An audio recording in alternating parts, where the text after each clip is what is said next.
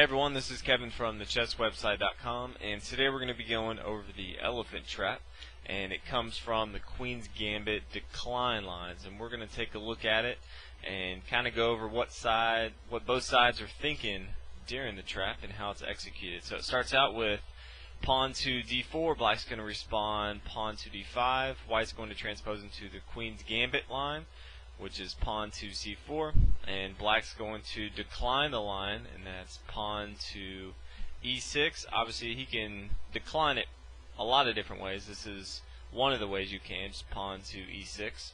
And from here a lot of times you're just going to see white develop his knight to his most active square, which is c3, and from here we're going to develop our knight to f6, trying to defend this d5 pawn. Obviously, he's attacking it twice now, and so we want to continue to defend. And a lot of times from here, you're going to see white bring his bishop to g5, pinning our knight to the queen. And this position I just kind of want to go over. Kind of goes along with the trap, but two, just an idea that you want to think about in any of your games.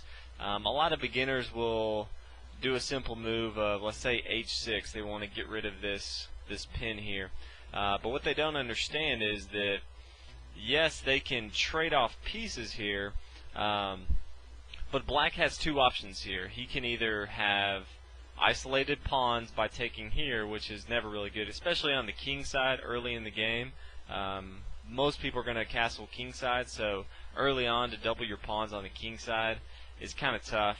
Also, if black recaptures on f6, then white can simply come in and capture on d5, and then if black recaptures, then white's going to be up in material right away. So yes, it's simple in the fact that it looks easy just to do a move like h6, but you really got to look a little deeper into the game and figure out what your opponent's going for. So your opponent, even though he's playing bishop to g5, he's actually attacking the d5 pawn.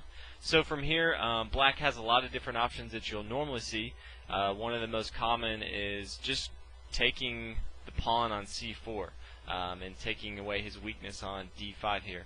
Another one you'll see is just bishop to e7.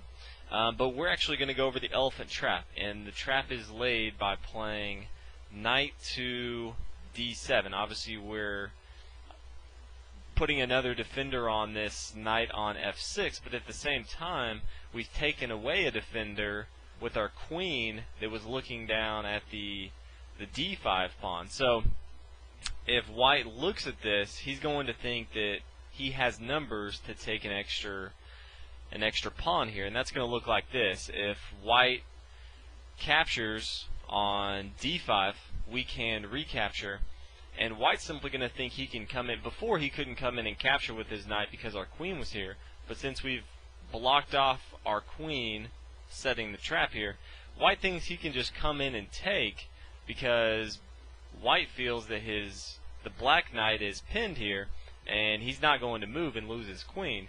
But in fact, we're going to do just that. We're going to take this knight on d5, and we're going to allow the trap to be set up and allow white to hang himself here.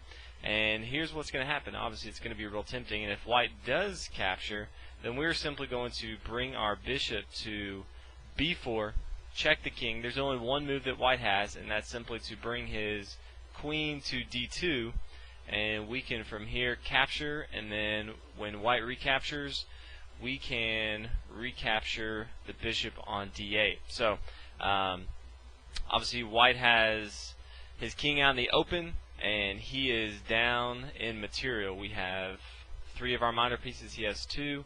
He has 1 more pawn than we do, but we have more active pieces, and our king is in a little safer position. So all in all, we are in much better position, and it's all because we set a little trap that white thought he could get an extra pawn at the beginning, when in fact he could not. So if you're playing the Queen's Gambit decline lines and you want to spring this trap on someone, it works brilliantly. So try it out in your games. Let me know how it went. Hope you guys enjoyed this video. If you haven't already, please subscribe, and I'll see you guys next video. Thanks for watching, everybody.